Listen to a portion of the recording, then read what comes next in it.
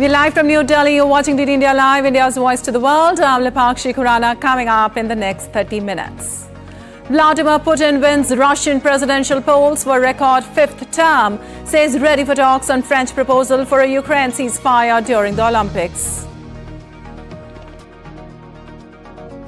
Israel and Hamas are expected to resume stalled ceasefire talks in Qatar, even as Netanyahu remains adamant on going ahead with Rafah assault plan.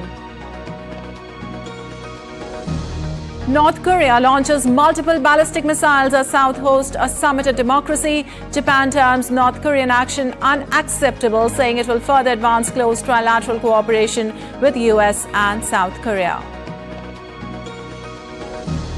Campaigning picks up for India's general elections. PM Modi to canvass in southern states of the country. Election Commission asks politicians to refrain from personal attacks.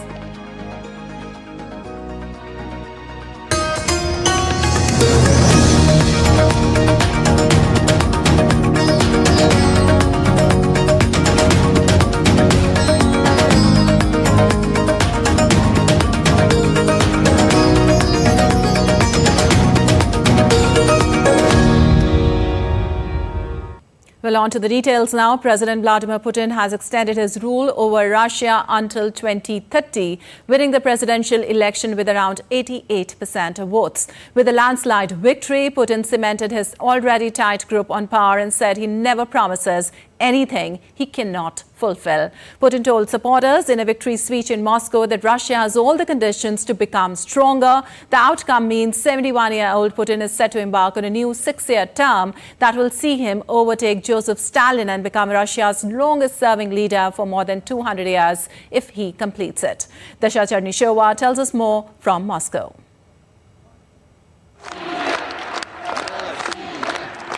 Спасибо. Спасибо большое. Vladimir Putin secured another presidential term with a landslide victory. After the announcement of preliminary results by the Russian electoral authorities, Vladimir Putin said that they were a proof of the Russian people's trust. Speaking at his election headquarters in Gostinny Dvor in Moscow, he said Russia will remain strong no matter who wants to suppress it. Putin thanked all Russian citizens who voted in the election and emphasized that the source of power in Russia is its people. He linked the high turnout in the election, which exceeded the expected 70%, with the fact that Russians understand that their voices matter, as their country, quote, is defending its development. Commenting on the West's reaction to the election in Russia, Putin said it was expected as the Western countries fight with Moscow and want to spur its development. Kremlin spokesman Dmitry Peskov said that Putin had no time to celebrate his victory. Moscow accused Ukraine of attempting to derail presidential election by stepping up attacks against Russian regions, and the West of encouraging certain individuals to extremism in Russia, as there were attempts to spoil ballots and set fire at the polling stations. Dasha Chernyshyova reporting in Moscow for DD India. Well, Russian President Vladimir Putin said Russia was ready for talks on a French proposal for a ceasefire in Ukraine during the Olympic Games on Monday. Putin was speaking at his election headquarters in Moscow. I do not know about this statement of France's president. We are ready to discuss any issues, but as always, within any situation, we will proceed from the interests of the Russian Federation and, of course, the situation at the front line. Putin was also wary about to whom it could talk to about the possibility of peace in Ukraine. His statement suggested that Ukrainian President Volodymyr Zelensky was not an option for the peace talks. Putin did not rule out the possibility that Russia would have to create a sanitary zone to prevent further attacks in Ukraine-controlled areas.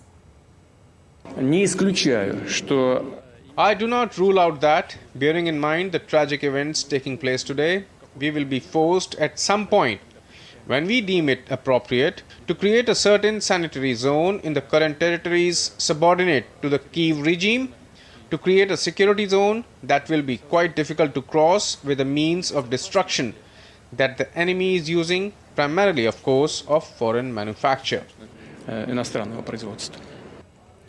Well, Putin had also agreed to a prisoner swap involving opposition leader Alexei Navalny before his death in prison last month. He disclosed this information while adding that the main condition for the exchange was that Navalny would not return to Russia. A few days before Mr. Navalny passed away, some colleagues told me, not members of the presidential administration, that there was an idea to exchange Mr. Navalny for some people who are imprisoned in Western countries. You may believe me, you may not. The person who spoke to me hadn't finished his sentence yet, and I said, I agree. But unfortunately, what happened is what happened. On one condition only, I said, we will change it so he doesn't come back, let him sit there. But things happen. There's nothing you can do about it. Случилось то, что случилось. An update now on Israel-Hamas conflict. Gaza ceasefire talks are expected to resume in Qatar. The talks would mark the first time both Israeli officials and Hamas leaders joined the indirect negotiations since the start of the Muslim holy month of Ramzan. International mediators had hoped to secure a 6-week truce before Ramzan started earlier last week, but Hamas refused any deal that would not lead to a permanent ceasefire in Gaza, a demand Israel rejected. However, both sides have made moves in the past few days aimed at getting the talks. And Israel's Prime Minister Benjamin Netanyahu has reaffirmed his determination to launch an offensive in Rafah. Netanyahu told a cabinet meeting on Sunday that Israel would push into Rafah, the last relatively safe place in Gaza after more than 5 months of conflict. He, however, said Israel will not leave civilians trapped in Rafah when its forces begin assault on the southern Gaza city. Our goal in eliminating the remaining terrorist battalions in Rafah goes hand in hand with enabling the civilian population to leave Rafah. It's not something that we will do while keeping the population locked in place. In fact, we'll do the very opposite. We'll enable them to leave because our consideration for reducing and minimizing civilian casualties has guided us and will continue to guide us in the future. Well, German Chancellor Olaf Scholz met Israeli Prime Minister in Jerusalem on Sunday. Speaking after talks, Scholz said he had shared his concerns about the civilian casualties and insufficient aid reaching Gaza. At a joint news conference with Netanyahu, Scholz said he spoke with Israeli Prime Minister Benjamin Netanyahu about the need to provide comprehensive humanitarian aid to the people in Gaza. We cannot stand by and watch Palestinians risk starvation. That's not us. That is not what we stand for together. Much more humanitarian aid is needed continuously, reliably. I shared my concerns with the Prime Minister that provision of aid from Israel into Gaza and the conditions for distribution must be urgently and massively improved. Moving on, the World Health Organization's regional director, Anil Balki, visited Gaza's aid warehouses in Egypt's Arish and Rafah border crossing on Sunday. Balki, who also checked on medical evacuees from Gaza receiving treatment in Arish Hospital, said that more assistance is needed in treating the injured civilians, especially the complicated cases. She also called the swift ease to land borders of Gaza for more aid to get inside. We need more support, we need more aid, especially for the complicated treatments like cancer, chronic diseases. We hope that there will be a swift easing, especially for the land borders, because there are land, air and seaports. The most beneficial for the residents of the occupied lands to have the land ports facilitated and eased. God willing, all of these things will happen soon, and we hope for quick peace for this problem. Meanwhile, the Israeli army has announced on Monday an operation is underway in Gaza's Al-Shifa hospital. IDF spokesperson Rear Admiral Daniel Hagari said the operation is based on intelligence information indicating the use of the hospital by senior Hamas terrorists. The IDF is conducting a high-precision operation in limited areas of Shifa Hospital, following concrete intelligence that demanded immediate action. We know that senior Hamas terrorists have regrouped inside the Shifa hospital and are using it to command attacks against Israel. Our targeted mission isn't just an operational necessity, it's a global imperative. Our forces have undergone specified training to prepare them for the sensitive environment and complex scenarios they may encounter. Our war is against Hamas, not against the people of Gaza. We seek no harm to the civilians that Hamas is hiding behind, which is why we will conduct this operation with caution and care, while ensuring that the hospital continues its important functions. North Korea fired multiple short-range ballistic missiles into the sea on Monday for the first time in 2 months. South Korea's military said the missiles were fired to the east of the Korean peninsula. Japan's Coast Guard also said that North Korea had fired what could be a ballistic missile, and the missile appears to have already fallen outside its exclusive economic zone area. North Korea's military has been conducting exercises using conventional weapons in recent weeks. The show of force by Pyongyang comes as the militaries of South Korea and the United States carried out large-scale annual joint military drills for 10 days, ending last Thursday.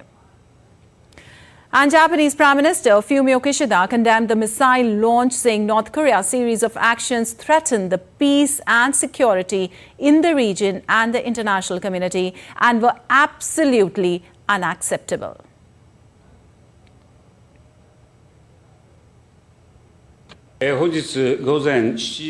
North Korea has repeatedly launched ballistic missiles quite often since the beginning of this year. A series of actions by North Korea threaten the peace and security of our country, the region, and the international community and are absolutely unacceptable. The latest ballistic missile launch was a violation of related UN resolutions, and we are strongly condemn it. We have already lodged a stern protest against North Korea. Well, the missile launch comes at a time when U.S. Secretary of State Antony Blinken is in Seoul to attend the 3rd Summit for Democracy hosted by President Yoon Suk Yeol. Speaking at the opening of the summit, Blinken said technology should be employed to sustain democratic values in the face of efforts by authoritarian and repressive regimes to deploy technology to undermine democracy and human rights. He also highlighted that democracy is the single most powerful tool for unleashing human potential. Talking about U.S. President, Blinken said that Joe Biden has made a defense of democracy a core pillar of American diplomacy. The 3-day summit brings together government officials, NGOs, and civil society members. We also need to show that democracy is responsive to our people's needs and can deliver on the issues that matter most in their lives and for their livelihoods, like the climate crisis, which for millions of people is literally an existential threat to their livelihoods today. Inclusive economic growth that protects the dignity of work and strengthens the economic competitiveness of democracies. Social rights like food, healthcare, education, housing. The rights and needs of the vulnerable and historically marginalized, women and girls, people living with disabilities, the LGBTQI+ community, religious and ethnic minorities, young people. Our democracy cannot be for some. It must be for all. U.S. Secretary of State Antony Blinken met his South Korean counterpart, Cho Tae-yeol, in Seoul after attending the 3rd Summit for Democracy. Blinken and Cho held a lunch meeting at South Korea's foreign ministry and discussed bilateral issues, including ways to strengthen the South Korea-U.S. alliance, as well as regional and global issues. The meeting by Cho and Blinken is the second in a month as the allies step up efforts to upgrade their ability to execute the extended deterrence in response to security threats from North Korea. South Korea is hosting the 3rd Summit for Democracy conference from March 18th to March 20th. And now let's take a look at other stories making news around the world. Hundreds in Cuba's second-largest city, Santiago, engaged in a rare public protest on Sunday with a chants of power and food. The demonstration prompted President Miguel Diaz-Canel to call for dialogue in an atmosphere of tranquility and peace. Cuba has fallen into a near unprecedented economic crisis since the COVID-19 pandemic. Brazil's Rio has set a new thermal sensation record after a neighborhood on the west side, Guaratiba, recorded 62.3 Celsius on Sunday. This is the highest thermal sensation recorded since the Rio alert system began taking measurements in 2014.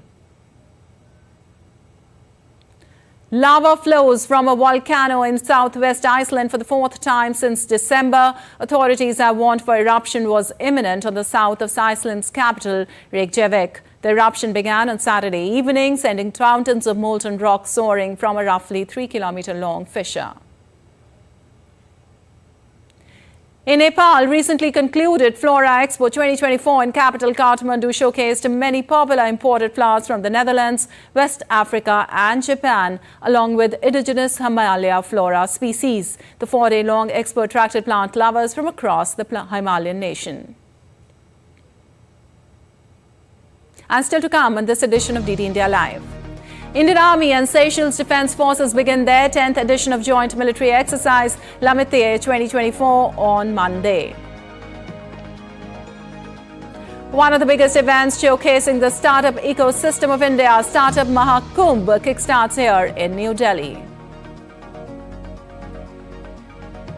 And the Royal Challengers Bangalore wins the Women Premier League 2024 title with an 8-wicket victory over Delhi Capitals.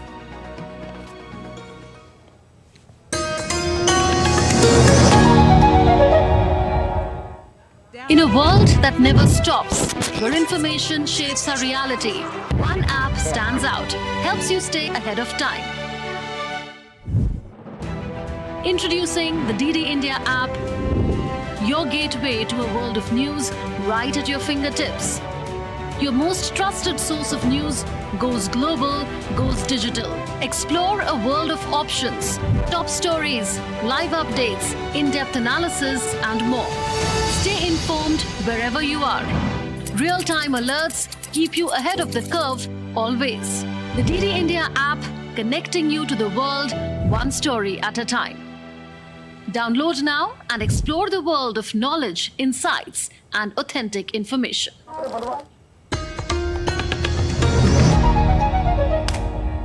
Welcome back. You're watching DD India Live. I'm Lipakshi Khurana, and moving on, campaigning picks up as India prepares to hold the world's largest elections. Prime Minister Narendra Modi is campaigning in southern states of the country on Monday. Meanwhile, the Election Commission has asked the political parties to refrain from personal attacks.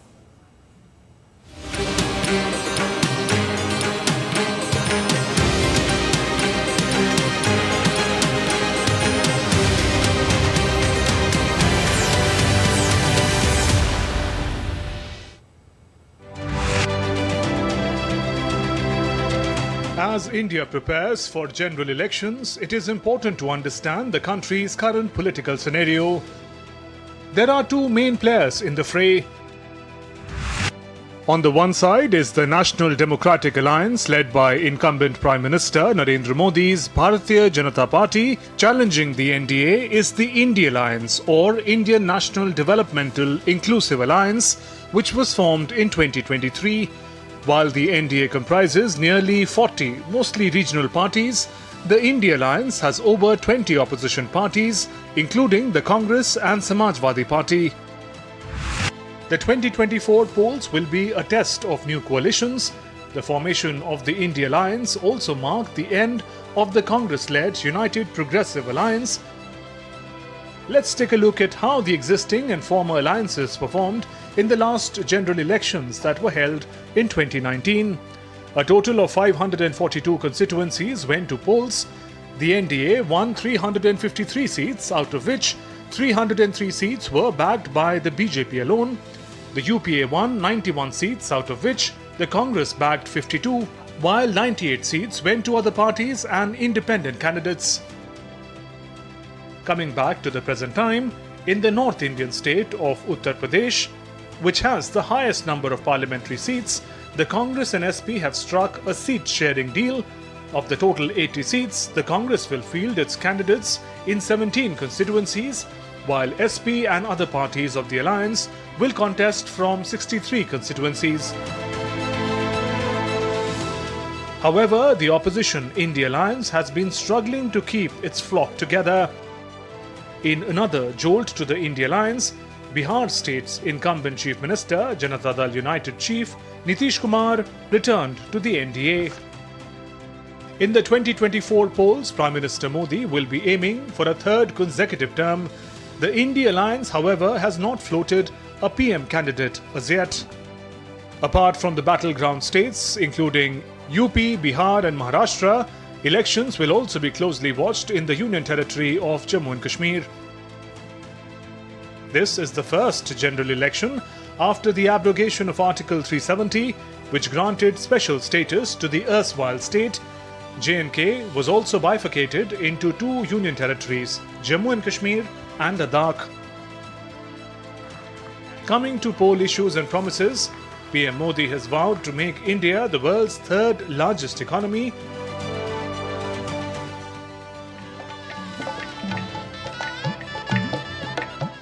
Also, recently inaugurated Ram Temple is expected to feature prominently in the BJP's campaigns. In 2019, building the temple was among the party's key promises. As for the opposition, the Congress decided to organize a national nationwide march called Bharat Jodo Nyay Yatra, or India Unity and Justice March, to garner public support. From issues to campaigning, elections in India are multifaceted. But first and foremost, they are a celebration of democracy which sees voters from all walks of life choose their representatives. Bureau Report, DD India. Well, Supreme Court of India has directed the State Bank of India to disclose all details of electoral bonds in its possession, including the unique alphanumeric number and the serial number, if any, of the bonds redeemed. The Apex Court has directed the SBI chairman to file an affidavit by Thursday evening indicating that SBI has disclosed all details of electoral bonds which were in its possession and custody, and no details have been withheld. The top court said the Election Commission shall upload the details on its website forthwith upon receipt of information from the SBI. And Indian Army and Seychelles Defence Forces begin their 10th edition of Joint Military Exercise Lamithia 2024 on Monday. The 10-day joint exercise will be conducted at Seychelles. 45 personnel, each from the Gorkha Rifles of the Indian Army and Seychelles Defence Forces, will participate in the exercise. The aim of the exercise is to enhance interoperability in sub-conventional operations in semi-urban environment under Chapter 7 of the United Nations Charter on Peacekeeping Operations. It will enhance cooperation and interoperability between both the sides during peacekeeping operations. It will also build and promote bilateral military relations in addition to exchanging skills, experiences and good practices between both armies.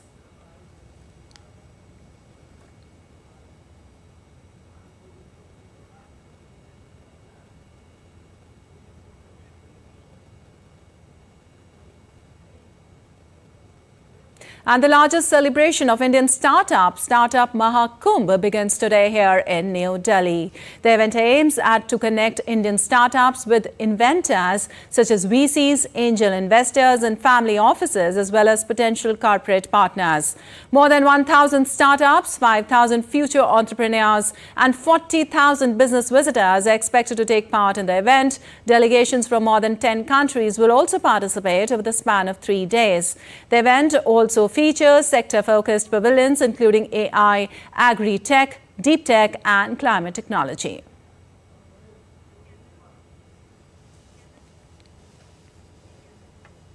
And now let's take a look at other stories making news across India today.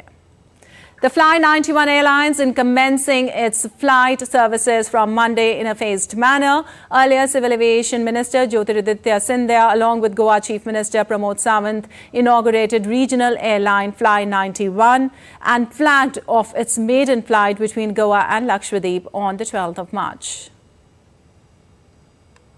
A massive wildfire has engulfed Zabarwan mountain range in India's Jammu and Kashmir on early hours of Monday. The Jammu and Kashmir's fire department rushed to the spot to control the fire and minimize the damage. More than 17,000 tulip bulbs brighten up and ready to welcome the tourist in Highland Park located in Cood in Jammu and Kashmir. Locals say earlier tulips were only seen in Srinagar, but now tulips are now planted in Cood as well. Highland Park aims to attract tourists to Cood and boost tourism in the region. And on to some sports news now. The Royal Challengers Bangalore have managed to finally add a title to their cabinet with a spectacular win over the Delhi Capitals on Sunday here in Delhi. Meg Lanning's led Delhi Capitals won the toss and opted to bat first with the team. But RCB's spinners put on a show to bundle out Delhi Capitals for 113 in 18.3 overs. RCB made easy work of their 114-run chase against DC to lift their maiden WPL title. And excited motorsport fans thronged in India's Kashmir, hosting its first Formula 4 racing festival on Sunday alongside famed boulevard at Dal Lake in Srinagar. Budding racers gathered from India's Delhi, Maharashtra and Karnataka participated in the event to promote the sport. Car drifters flaunted their speeding techniques and showed a unique stance with the aim of making the sport more popular in India. The organizing committee said that Formula 4 race serves as a beacon of hope, symbolizing Kashmir's potential as a hub for adventure tourism and sporting events.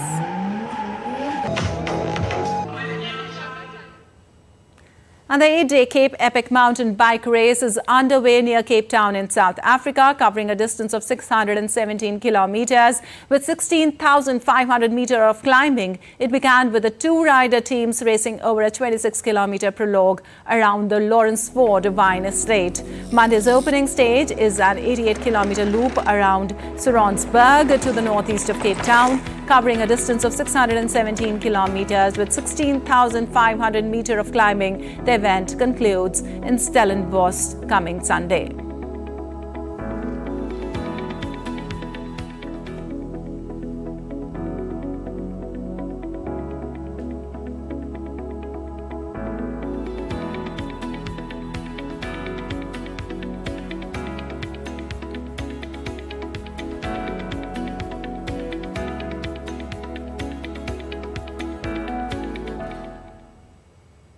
All right, that's all for this edition of DD India Live, but let us know your thoughts on the news of the day. You can connect with us on Facebook, X, formerly known as Twitter and Instagram. We'll be back with more news as it breaks here on DD India. I'm Lipak Shikurana from all of us here in Delhi. Thanks for watching DD India Live.